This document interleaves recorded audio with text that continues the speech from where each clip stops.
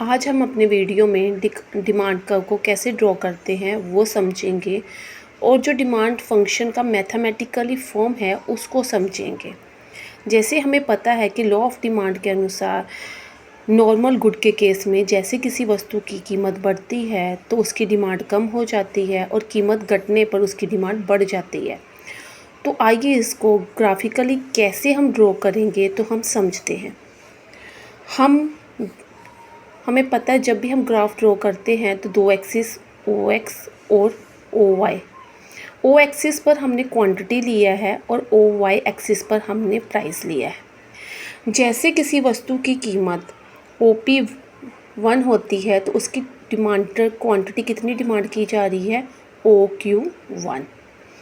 और जैसे उसकी कीमत कम हो जाती है OP3 हो जाती है, मतलब जैसे ही उसकी कीमत घटकर P1 से P3 हो जाती है तो जो क्वांटिटी डिमांडेड पहले OQ1 की जा रही थी वो अभी बढ़कर कितनी हो गई है OQ3।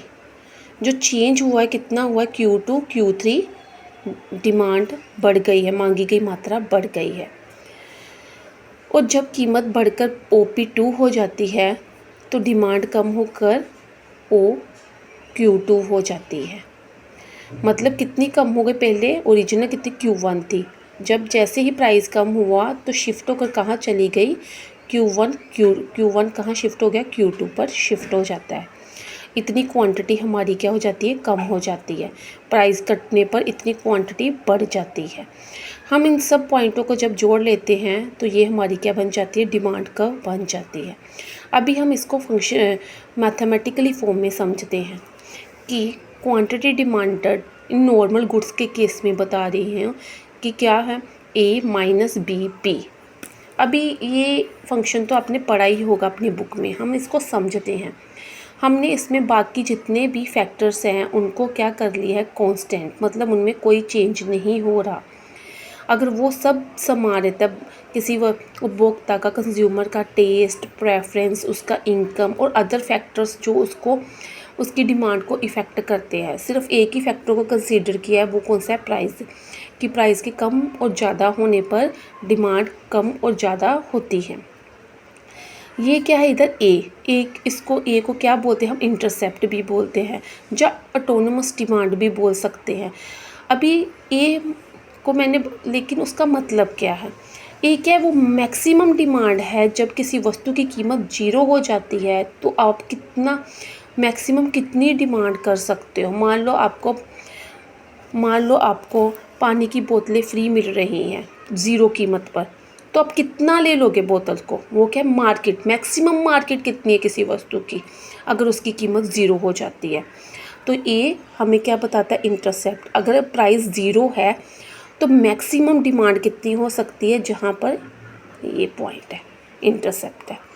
क्या, मान लो हम इसको क्या बोलते थे, Q4, मतलब मैक्सिमम कितनी हो गई 0 कीमत पर OQ4 हमारी मांगी गई डिमांड हो सकती है। मतलब किसी वस्तु को अगर फ्री में दे रही है, उसकी कीमत 0 है, तो कितना मार्केट का साइज़ है, कितनी डिमांड कर सकते हैं।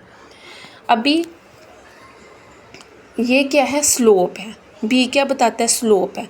स्लोप क्या होती है कि अगर प्राइस में कितना चेंज हो रहा है जिससे डिमांड में क्या इफ़ेक्ट पड़ रहा है, मतलब प्राइस में चेंज होने पर डिमांड कितनी चेंज हो रही है। ये क्या है, बी क्या होता है, नेगेटिव होता है। सी स्लोप क्या नेगेटिव होती है। कहने का मतलब हमें पहले पता है नॉर्मल गुड के केस में क्या है, प्राइस चेंज होने पर अगर प्राइस और डिमांड का इन्वर्स रिलेशनशिप है, मतलब अगर प्राइस बढ़ता है तो उसकी डिमांड क्या हो जाती है, क्वांटिटी डिमांडेड क्या होती है, कम हो जाती है। अगर प्राइस घटता है तो उसकी डिमांडेड क्वांटिटी क्या हो जाती है, बढ़ जाती है। इन्वर्स रिलेशन है। तो ये है क्या, हमारा नेगेटिव है, इसका कोफिशिएंट क्या होता है, नेगेटिव होता है। अब हम इसको समझते हैं कि क्या है। वही हमने जैसे पहले बात कि ये क्या, डेल्टा, जिसको हम बोलते हैं change in demand, change in price. इसको कोज को हम नीचे रखा और इफेक्ट क्या है, उसके इफेक्ट क्या पड़ा कि डिमांड चेंज हो गई है। इसको हम कैसे, अगर आपको मैथमेटिकली आपको इक्वेशन दिया तो कैसे उसका स्लोप निकालोगे। डेल्टा QD मतलब क्या है, चेंज इन डिमांड। क्यों? क्योंकि प्राइस में क्या है, कोज नीचे है, change in price to change in demand. अब क्यू डी किसके बराबर है, Q2 माइनस Q1। ऐसे ये कि अगर कीमत हमारी पहले P1 थी प्राइस और Q1 हमारी क्या थी, डिमांड, कीमत बढ़कर कितनी हो गई, P2 हो गई है, OP2, तो डिमांड कम को कितनी होगी, OQ2।